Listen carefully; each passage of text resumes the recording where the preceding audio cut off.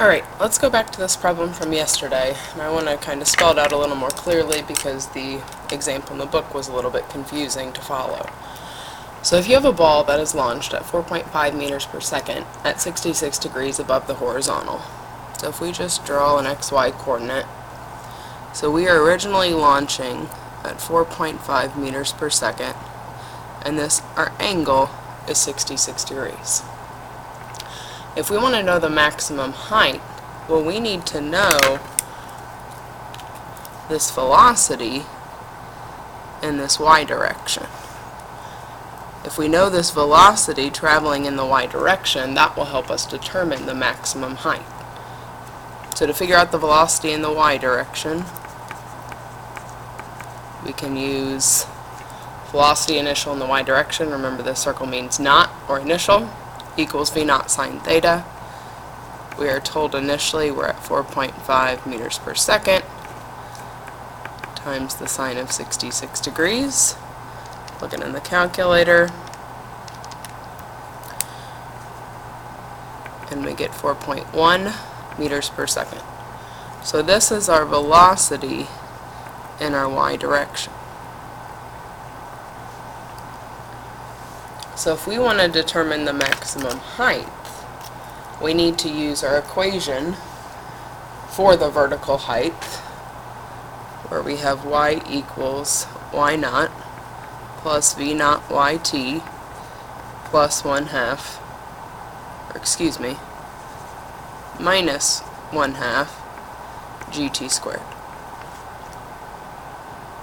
Now we don't know our time, but if we know acceleration is velocity over time, we know that velocity final in our y direction would be equal to velocity initial in our y direction minus gt. Okay, now our acceleration in the y direction earlier we called negative g, because this is negative 9.8 meters per second. So we plug this in as negative g. So actually when we plug in 9.8, we just plug in a positive. We already took care of this sign here. So if I rearrange this and then solve for my time, time is going to equal, if I add that to that side, v naught y minus vy divided by g. This is my final velocity in the y direction, which would be 0. So t equals v naught y over g. So this we can plug in for t's, and I will kind of continue over here. So y equals y naught initially we don't, or that is 0, because we're at the horizontal, we can call that 0. V naught y we just saw was 4.1 times t, which we're subbing in v naught y over g, so 4.1 over 9.8 minus 1/2, g is 9.8, times t squared, so 4.1 over 9.8 squared. Now if we plug this into our calculator,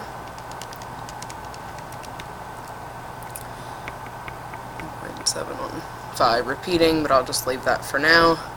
Just kind of do it in 2 steps just to make sure we typed it in right. So minus 0.8576 repeating.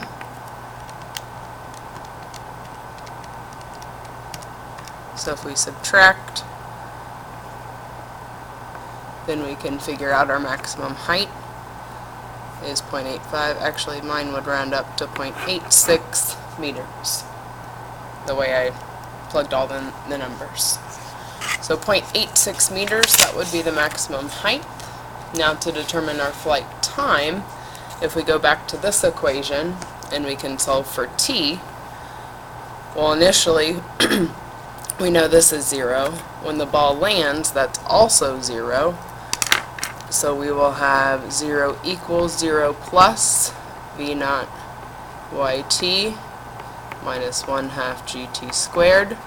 So if we plug in some numbers and solve for t, we would have 0 equals 4.1t minus 1/2 times 9.8, so 4.9 t squared. If I pull out a t here and then kind of move that, we would have negative 4.9 t plus 4.1.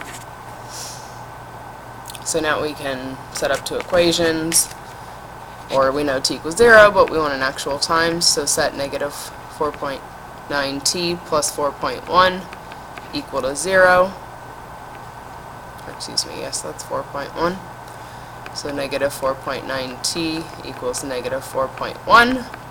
Finally, we divide, and we determine that our time would be 0.84 seconds. Now hopefully this clarified a little bit.